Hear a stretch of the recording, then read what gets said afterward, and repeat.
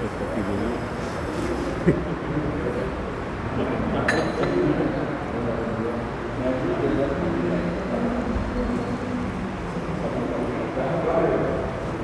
Bismillahirrahmanirrahim. Assalamualaikum warahmatullahi wabarakatuh. Bismillahirrahmanirrahim. Subhanakallahumma rabbana la ilma lana illa ma 'allamtana innaka antal alimul hakim wa tub 'alaina innaka antat tawwabur rahim wa taqabbal minna innaka antas samiul alim wa 'allimna min ladunka 'ilman nafi'ah ya dzal jalali wal ikram. Allahumma iftah lana 'ilmataka wansur 'alaina rahmataka ya dzal jalali wal ikram. Walhamdulillahi rabbil alamin. Bismillahirrahmanirrahim. Alhamdulillahi rabbil alamin. Wassalatu wassalamu ala asrafil anbiya wal mursalin wa ala alihi wa sahbihi ajma'in. Amma ba'd. Qala Allah ta'ala fi kitabil karim, a'udzu billahi minasy syaithanir rajim. Bismillahirrahmanirrahim. Ya ayyuhalladzina amanu taqullaha wa kunu ma'as shadiqin. Shadaqallahul 'azim wa shadaqa rasuluhul karim wa nahnu 'ala dzalika minasy syahidin wasyakirin. Walhamdulillahi rabbil alamin. Jamaah salat Isya Masjid Jami' Kota Sibruk yang dimuliakan Allah Subhanahu wa taala. Syukur alhamdulillah malam ini Allah masih melimpahkan beribu-ribu nikmat untuk kita semuanya, sehingga kita masih bisa menjalankan ibadah-ibadah kepada Allah Subhanahu wa taala. Keistiqomahan kita masih kita terjaga. Semoga semua yang kita amalkan, baik yang sudah kita jalankan maupun yang akan kita lakukan nantinya, diterima Allah Subhanahu wa taala, dan dijadikan amal itu sebagai amal yang sebagai penyebab datangnya ridha rahmat Allah dan terbukanya pintu-pintu surganya Allah Subhanahu wa taala buat kita, keluarga kita dan saudara kita semuanya. Amin ya rabbal alamin. Jamaah dimuliakan Allah Subhanahu wa taala, di minggu kemarin kita sudah sampai Arkanul Hajj.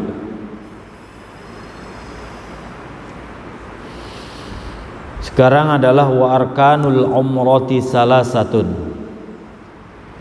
halaman 19 baris keempat. Betul ya? Wa arkanul umrati salasah.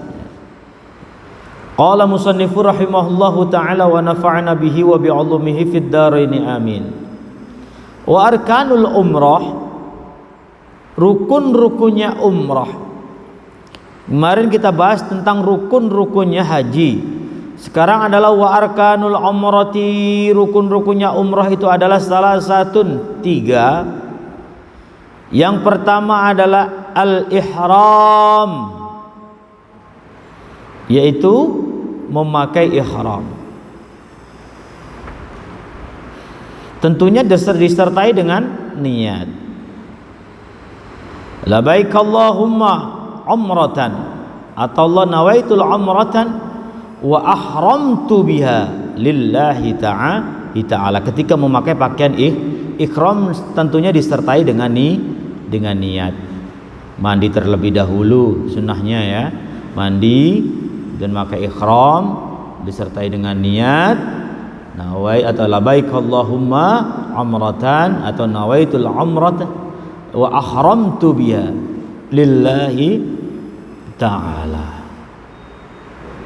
Jadi pas lillahi ta'ala itu ditekankan karena apa? Biar kita ingat bahwa umrah kita itu bukan hanya sekedar gelar, tapi karena Allah Subhanahu wa ta'ala. Jadi kalau kita sudah lillah, dimantapkan lillahi ta'ala, nanti semua rangkaian-rangkaian di dalam umrah, ibadah umrah itu semua karena Allah. Jadi ingatkan, jadi sadarkan diri kita bahwa umrah itu karena Allah, haji juga karena Allah, begitu. Jadi lillahi ta'ala. Maka di dalam Al-Quran ditekankan wa atimmul hajja wal umrata lillah. Tuh. Jadi dalam Al-Quran itu dijelaskan juga, ditekankan lagi, wa atimul hajja, sempurnakan haji dan umrohmu lillahi ta'ala, karena Allah ta'ala. Ya, jadi niat ini penting ya, untuk menguatkan ya apa yang kita jalankan nanti ya. Jadi memakai ihram ini awal dari amal ibadah umroh, memakai ihram ini awal ya, agar kita niatnya mantap, tak tergoyahkan ketika niat lillahi ta'ala itu. Sadarkan diri kita bahwa semua ini karena Allah, itu penting ya. Lillahi ta'ala ini penting, jadi karena Allah. Kemudian dilanjut wat tawafu, tawaf. Berarti sudah saya jelaskan tawaf ya. Kemudian wasa'yu, sa'i, wal halqu, mencukur rambut. Halqu ini mencukur rambut sampai habis rambutnya. Awit taksir atau sedikit, nggak apa-apa. Sedikitnya seberapa? Minimal 3 helai boleh, sudah mencukupi. Jadi 3 rambut dicukur tek, itu udah cukup ya. Sudah dapat rukunnya ya, itu aja. Tapi ada yang bilang lebih afdolnya kalau untuk laki-laki banyakin, kalau perempuan dikit aja. Itu keutamaannya ya. Utamanya kalau laki-laki banyakin, tapi kalau perempuan sedikit ya. Fi ahadil qaulaini ya, pokoknya kalau kita mengambil salah satu di antara pendapat, ada yang berpendapat lebih baik itu semua ya, maksudnya habis cukur rambutnya habis, ada yang sedikit sudah cukup ya. Dua-duanya dibolehkan, yang penting dua-duanya itu diperbolehkan.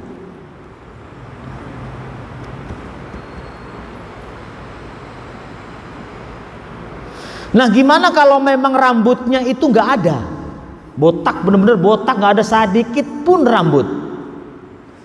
Untuk mencapai kesunahannya gimana? Tetap kita seakan-akan kayak memotong rambut. Kalau di dalam Fathul Qorib dijelaskan seperti itu. Nggak boleh karena nggak ada rambut. Gimana ini? Akhirnya ngambil jenggot atau kumis. Enggak. Yang disunahkan itu rambut yang tumbuh di kepala, bukan jenggot atau di sini, bukan, atau kumis ya, nggak boleh. Pokoknya yang disunahkan itu ya, yang masuk rukun itu ya, yang termasuk tergolong rukun di dalam umroh, bukan disunahkan lagi ya, sebagai rukun itu adalah sebagian di kepala ini, yang tumbuh di kepala ya, bukan tumbuh selain kepala ya, rambut yang ada di kepala. Nah, kalau nggak ada, tetap Allah Maha tahu, tetap kita seakan-akan kayak nyukur aja, udah cek gitu udah. Yang penting ada syarat nah begitu. Yang penting jangan ambil jenggot, jenggot aja sebagai gantinya, nggak boleh. Tidak mencukupi, di dalam Fathul Qorib dijelaskan itu.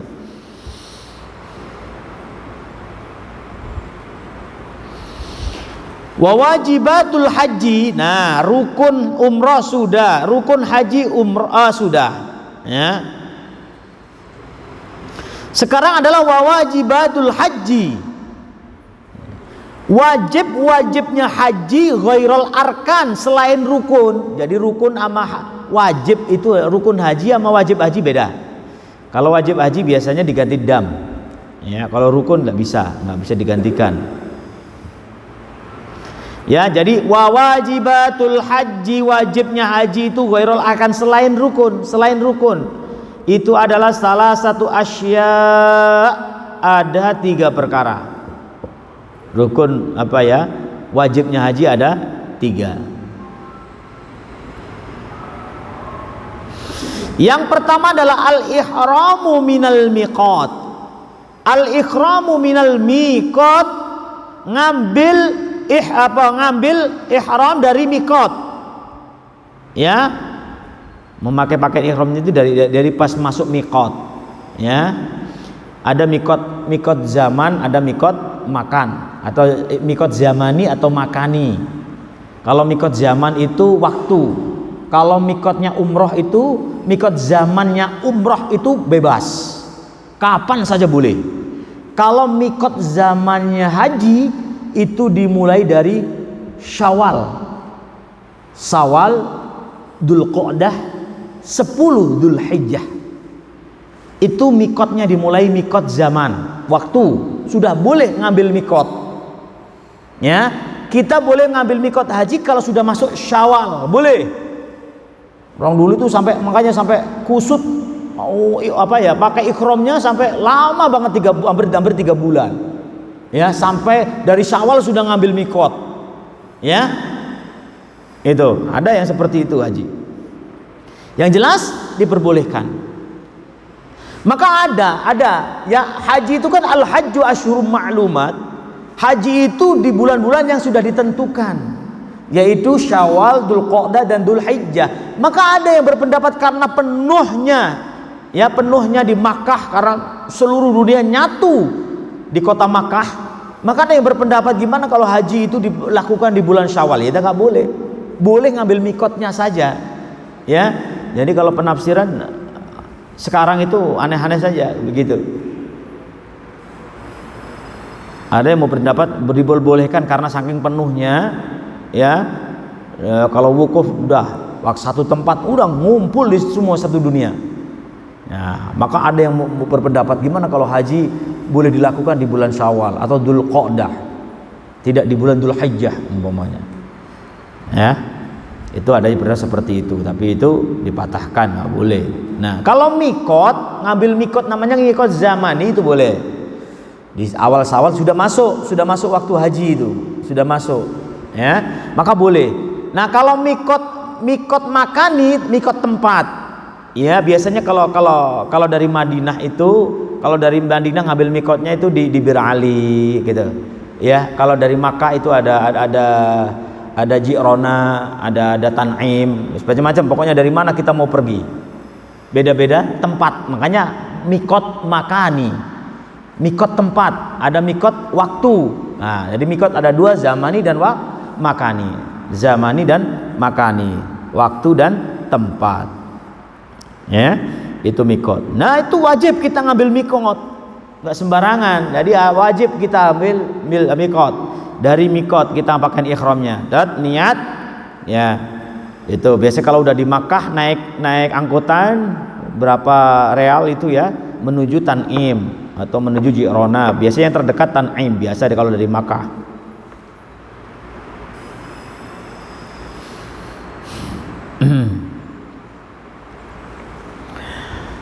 Baik, selanjutnya ya, ihram minal miqat wa ramyul jimar salasata, ya, membalang jumrah 3, yaitu jumrah ula, wusta dan aqobah. Ini tergolong wajib haji. Ya, tadi tergolong wajibatul haji, balang jumrah. Ya.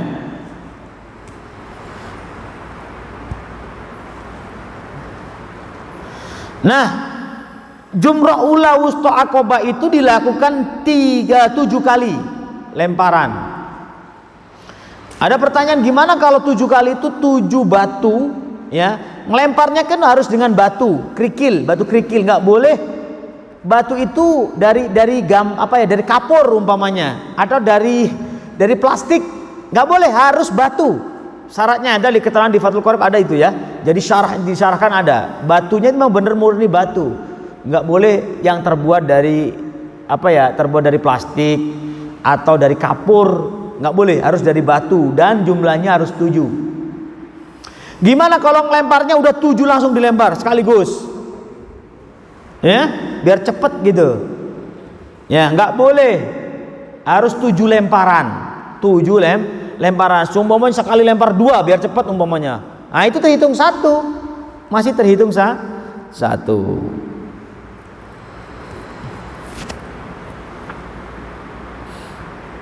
Pokoknya niat ngelempar. Ada yang harus kena dinding yang katanya dinding setan itu ya. Itu harus kena. nggak wajib kena. Yang penting kita niat yang lempar, ya, mengikuti syariat Nabiullah Ibrahim dan juga Nabiullah Muhammad sallallahu alaihi wasallam. Jadi waramyul jimar, balang jumrah 3 kali ya. Wal halku itu adalah mencukur rambut. Cukur rambut wal halku. Kalau halku sama taksir itu perbedaannya. Kalau halku itu habis, cukur habis, semua cukur jadi pendek ya. Kemudian kalau taksir hanya sebagian. Baik. Dah, selanjutnya wasunanul haji. Wasunanul haji sekarang adalah sunnah-sunnahnya haji. Sab'un 7 ya. Sunnahnya haji itu adalah al-hajj, sab'un itu ada 7 yang disunahkan.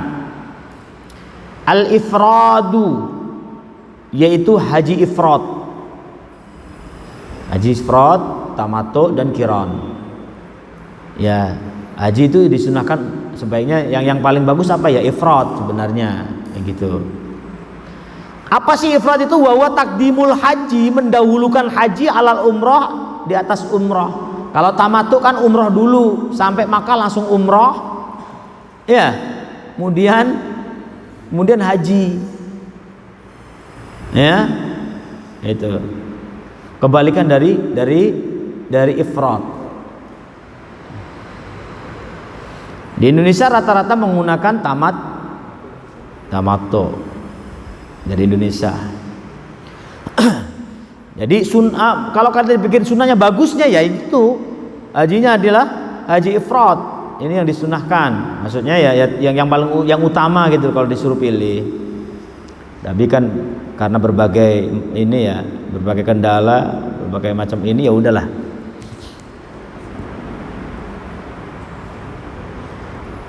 Wa talbiyatu, membaca kalimat talbiyah. Labbaik Allahumma labbaik, labbaik la syarika lak labbaik, innal hamda wan ni'mata lak wal mulk la syarika lak.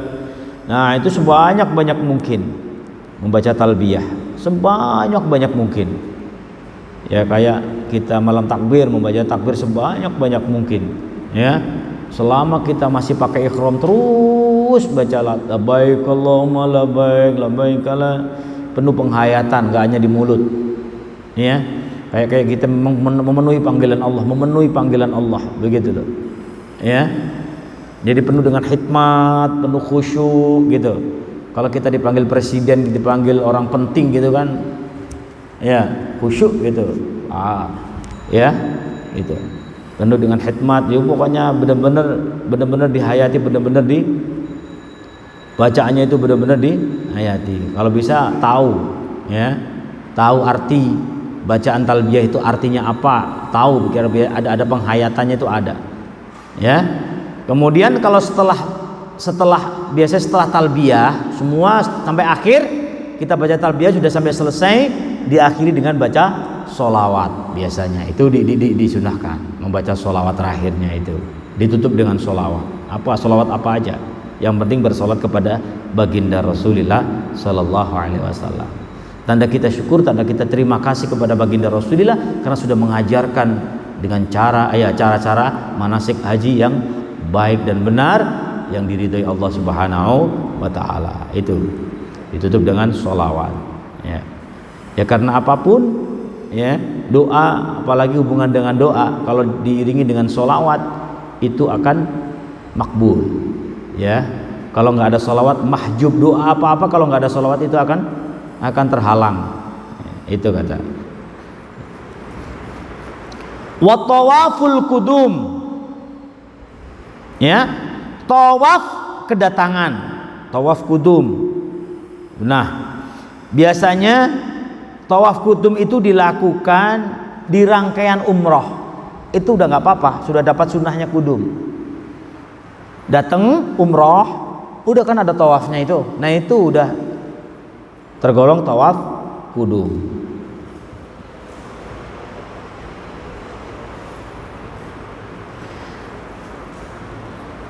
Kemudian tawaf kemarin ada 3, ada tawaf kudum, tawaf ifadah, tawaf wada. Kemudian wal mabit bi Musdalifah, mabit menginap di Musdalifah, di Musdalifah nginap ya, ini tergolong sunnah. Namun ada sebagian ulama ya, ada sebagian ulama ini mewajibkan ya, mewajibkan nginap di situ. Nah, nanti nginap apa diwajibkan tidur, begitu loh. Nanti perbedaan lagi. Ya, kalau namanya nginap, dia mabit berdiam diri, berdiam sebentar, udah cukup. Ya, ada yang mewajibkan harus tidur walaupun sebentar di situ istirahat. Ya, yang penting kita niatnya mabit di Musdalifah. Ya. Kenapa? Karena ini nggak ditekankan. Karena apa? Karena masih khilafiyah. Ada yang mengatakan ini masuk sunnah, ada yang mengatakan ini masuk wajib. Ya, wajib haji. Ya, gitu. Maka mabit secara kita menginap ya, namanya orang nginep itu kan bermalam berarti kan. Nah, malamnya tuh nggak harus tidur. Ada yang mengharuskan harus tidur walaupun sebentar, gitu. Yang penting kita bermalam sebentar di situ ya udah, berarti udah masuk mabit namanya, gitu. Warok atat tawaf, sholat 2 rakaat setelah tawaf, itu disunahkan ya, di tempat di makam Ibrahim itu ya hanya, kalau enggak ya di Hijr Ismail ya, kalau enggak ya kalau enggak bisa ya di sekeliling Ka'bah situ. Kalau enggak penuh banget ya udah di luar, yang penting di masjid situ ya, pokoknya disunahkan 2 rakaat salat tawaf. Wal mabitu bimina, wal mabitu bimina, menginap di Mina. Wa tawaful wada, tawaf wada tergolong sunnah. Nah, ini juga mengatakan tergolong wajib ya, wajib haji. Wa tawaful wada tergolong wajib. Kalau enggak itu ya bayar dam berarti nanti. Kalau enggak wada. Ya, ini yang berpendapat wajib. Tapi kalau berpendapat sunnah ya berarti enggak usah dam, itu sunnah. Tapi ada yang berpendapat wajib, begitu. Tawaf itu wada itu wajib.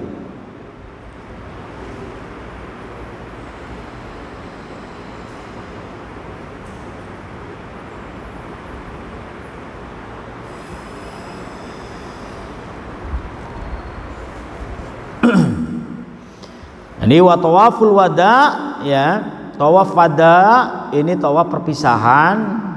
Ada yang mengatakan bahwa itu adalah wajib. Nah, kalau di sini tergolong sunnah.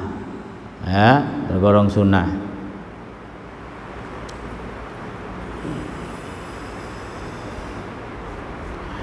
Kemudian wa yatajarradu rajulu indal ihram.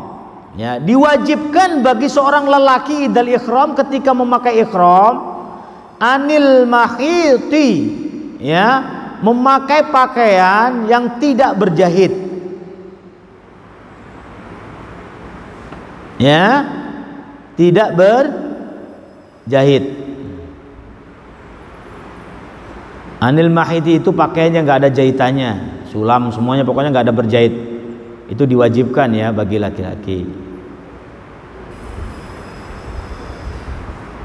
Wayal basu, dan memakai izaron. Izar itu ya kayak kain sarung. Izar itu ya bahasa Arabnya sarung juga bisa. Itu yang penting putih, nggak ada jahitannya. Itu yang terpenting, izar. Waridaan, rida itu selendang. Kalau di Indonesia kan rida itu ya nama selendang yang ya dipakai. Itu abyadaini, putih dua-duanya. Jadi abyadaini, dua-duanya putih. Jadi wa yatajarradur rajul, diwajibkan bagi seorang laki-laki ketika indal ihram, ketika ihram anil mahid, menggunakan pakaian yang tak berjahit.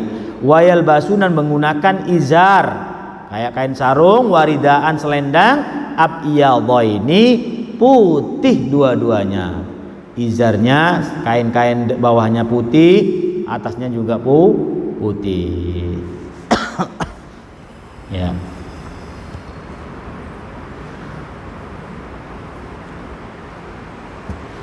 Semua memakai putih, nggak ada yang nggak putih. Ada yang mengatakan ini diwajibkan berwarna putih, ini kayak diharuskan berwarna putih. Kalau kain kafan kan nggak harus. Maksudnya dikafani bukan warna putih juga nggak apa-apa kalau kafan. Tapi kalau ketika haji putih, nggak ada yang dari berbagai darah, semuanya putih semuanya. Itu menunjukkan menghadap Allah nggak dibeda-bedakan, nggak ada warna-warna yang membedakannya. Takwa itu menunjukkan bahwa yang ketika menghadap Allah yang membedakan hanya takwa. Pakaian nggak ada yang membedakan. Ya, ketika kita memakai putih, mana yang mahal mana yang murah tak terlihat. Ya, itulah gambaran kita menghadap Allah, yang membedakan hanya takwa kita kepada Allah Subhanahu wa taala. Baik. Faslun wa yahrumu 'alal muhrim asyaratu asya. Perkara yang diharamkan ketika memakai ihram ada 10. Insyaallah minggu depan. Wallahu a'lam bishawab. Baik, sampai sini ada pertanyaan?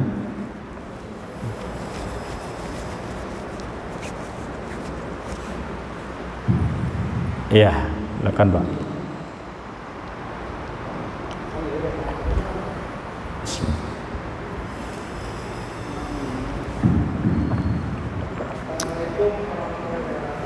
Waalaikumsalam.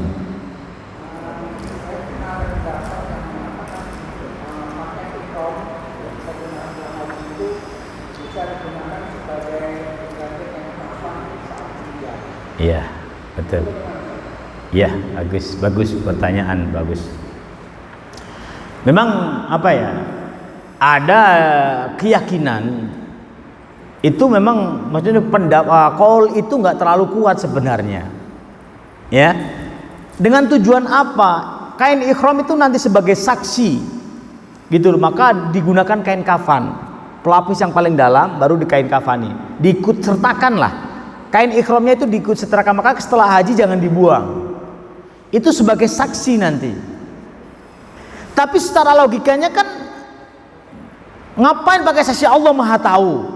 Amal, cukup amal yang ini loh. Bukan pakaian nanti yang menjadi saksi. Ya, itu kan kayak apa ya? Ya kalau memang kita ya siapa tahu memang betul kata itu ya. Itu enggak ada dalil yang benar-benar harus. Maksudnya iya betul itu. Enggak ada dalil yang sahih gitu, enggak. Ya.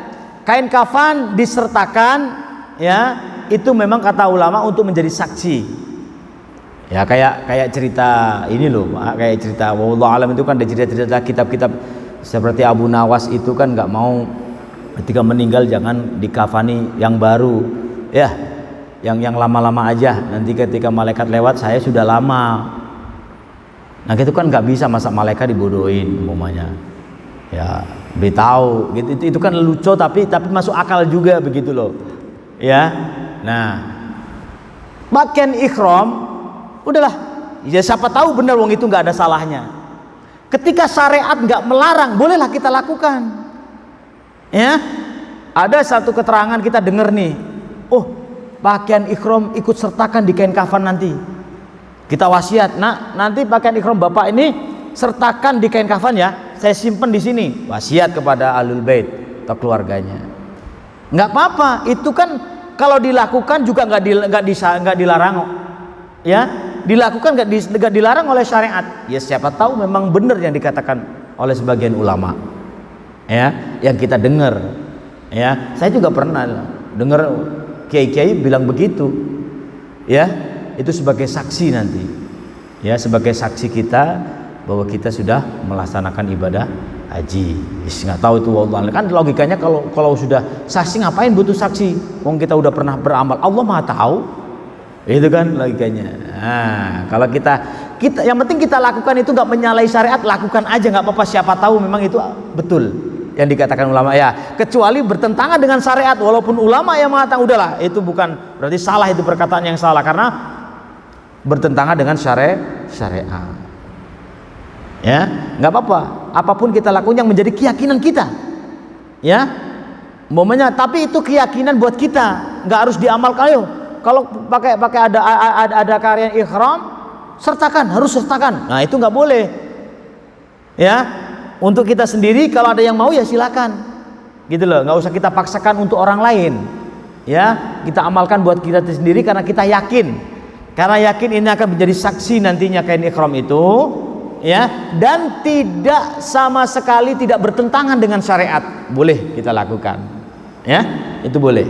Walaupun nanti benar-benar jadi saksi apa enggak ya walam. Umpamanya begini, kalau memang itu benar jadi saksi ya, umpamanya gini. Nah, gimana kalau orang itu ahlu maksiat, udah haji tapi masih maksiat terus? Kan banyak orang sudah haji tapi maksiat. Apakah kalian ihram ini akan menjadi saksi kebaikan? Wong kenyataannya di dunia itu maksiat. Apakah kain ihram itu akan menjadi saksi kebaikan kita? Mana ada kebaikannya wong setelah haji maksiat terus umpamanya. Ya, umpamanya kan gitu memang kalau memang jadi saksi. Ya, siapa tahu apa kain ihram ini bisa menjadi saksi ketika saya haji di sana itu ikhlas, benar-benar ikhlas walaupun saya masih maksiat.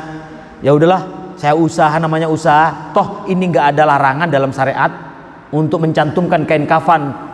Ihram untuk kain kafan nggak apa-apa, nggak ada larangan. Ya, itu putih kok, ya kan? Ya nggak apa-apa kita lakukan. Ya, yang penting itu nggak bertentangan dengan syariat Islam. Ya, kita mau ikut nyatakan kain ihram silakan. Yang nggak mau ya, yang penting saya udah saksi Allah lah ma tahu, nggak usah itu. Saya normal aja. Ya, gitu ya nggak apa-apa. Ya, itu. Baik, ada lagi? Iya, Pak. Wassalam. Kenapa pakai ihram itu tidak berjahit? Dan kemudian Rasulullah ada pakai jalan alat ini gimana?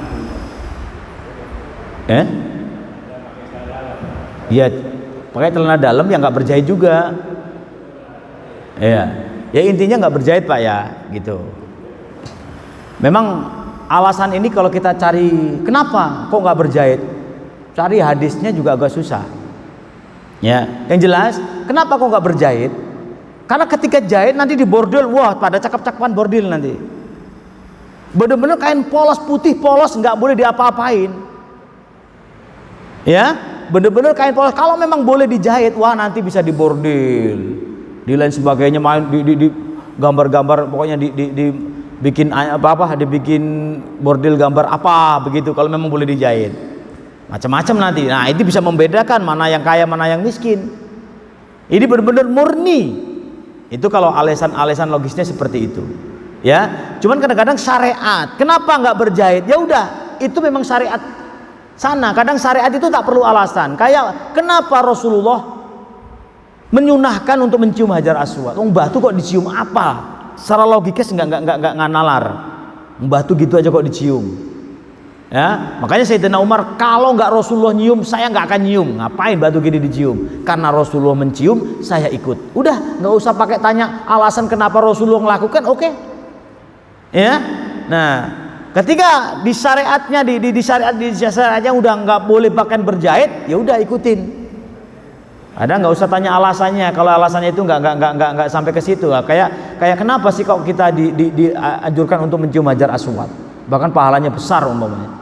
Batu aja kok dicium, apa gunanya? Manfaatnya buat apa coba?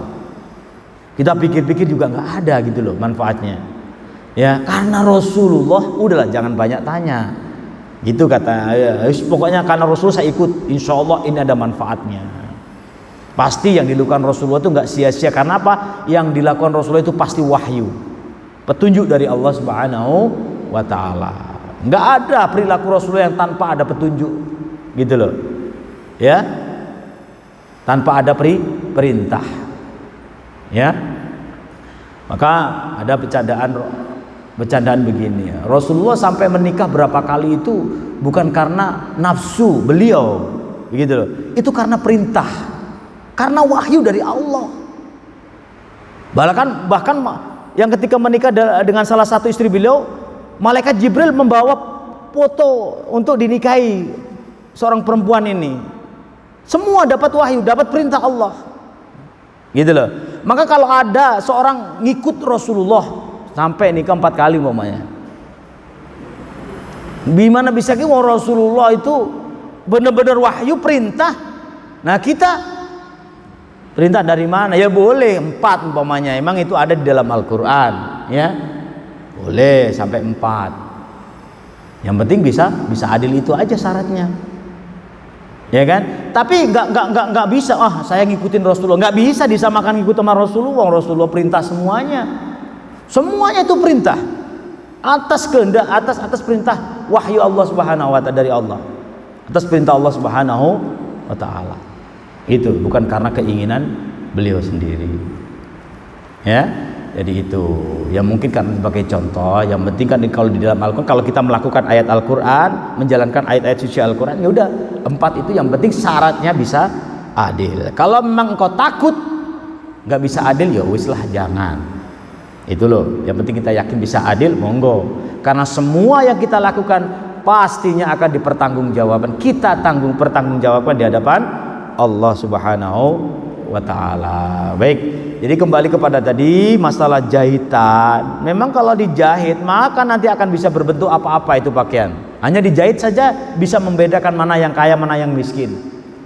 Kalau saya jawab seperti itu, ya. Kalau kita jawab itu kan udah syariat, nggak usah ditanya alasannya kenapa. Ya, kayak kita mencium Hajar Aswad karena Rasulullah memerintahkan seperti itu, ya udah kita lakukan saja. Itu ya. Iya, pertanyaan begitu. Ya sama kayak pertanyaan kenapa ketika hadas besar, hadas kecil, buang air kecil, kenapa yang dibasuh muka, tangan? Ya, enggak harus itu aja yang kotor. Itu. Itu kalau hakikat kali sama kayak begini. Manusia itu enggak wudu berapa kali pun enggak akan bisa suci. Kalau hakikatnya begitu. Manusia itu wudu berapapun nggak akan bisa suci karena syariatnya udah perintah seperti itu. Jangan tanya-tanya. Kamu wudu berapa aja, ditanya wudu berapa kali aja nggak akan bisa suci karena sejatinya kamu bawa kotoran. Kamu tetap najis terus bawa kotoran. Wudu berapa kali aja nggak bisa kan? Hakikatnya seperti itu. Karena itu syariat, ya udah lakukan aja wudu walaupun kita sejatinya masih ada kotoran dalam diri kita. Kita sholat masih bawa kotoran, ya kan? Itu hakikatnya, tapi syariatnya perintah wudulah ketika sholat, wajib ya wudu aja, ya. Tapi kalau kita berbicara hakikat ya udah berat, susah, ya, gitu. Jadi ketika syariat memerintahkan lakukan, kalau kita nggak temui alasannya, udah lakukan aja. Yang penting ada hadisnya, yang penting ada dalilnya, kita lakukan, ya. Jadi syariat itu kadang ada yang beralasan, ada yang nggak beralasan. Maksudnya susah kita temukan alasannya. Ya salah satu contoh mencium Hajar Aswad tadi. Ya, contoh itu seperti itu. Baik. Satu lagi? Nggak ada. Kalau nggak ada kita tutup. Baik, Al-Fatihah. A'udzubillahi minasyaitonir rajim. Bismillahirrahmanirrahim. Alhamdulillahirabbil alamin. الرحمن الرحيم مالك يوم الدين إياك نعبد وإياك نستعين اهدنا الصراط المستقيم صراط الذين أنعمت عليهم غير المغضوب عليهم ولا الضالين اغفر لي ولوالدي وللمؤمنين آمين استغفر الله العظيم بسم الله الرحمن الرحيم اللهم صل وسلم على سيدنا محمد وعلى آل سيدنا محمد الحمد لله رب العالمين حمدا شاكرين حمدا ناعما حمدا يوافي ويكافئ مزيدا يا ربنا ولك الحمد ولك الشكر كما ينبغي لجلال وجهك الكريم وعظيم سلطانك اللهم اغفر لنا ذنوبنا ولوالدينا ولمشايخنا ولأصحاب الحقوق واجب علينا جميع المؤمنين والمؤمنات المسلمين والمسلمين ولمن ظلمنا وأشأنا عليه ولمن حب علينا ولمن أسأنا علينا اللهم فهمنا بالقرآن زدنا علما نافعا ورزقا حلالا طيبا واسعا اللهم ارزقنا الاستقامة وحسن الخاتمة اللهم اجعل آخر كلامنا من الدنيا أجلنا قول لا إله إلا الله محمد رسول الله صلى الله عليه وسلم ربنا آتنا في الدنيا حسنة وفي الآخرة حسنة وقنا عذاب النار صلى الله على سيدنا محمد سبحان ربك رب العزة عما يصفون Salamun alal mursalin walhamdulillahi rabbil alamin. Subhanakallahumma wa bihamdika asyhadu an la ilaha illa anta astaghfiruka wa atubu ilaik. Assalamualaikum warahmatullahi wabarakatuh.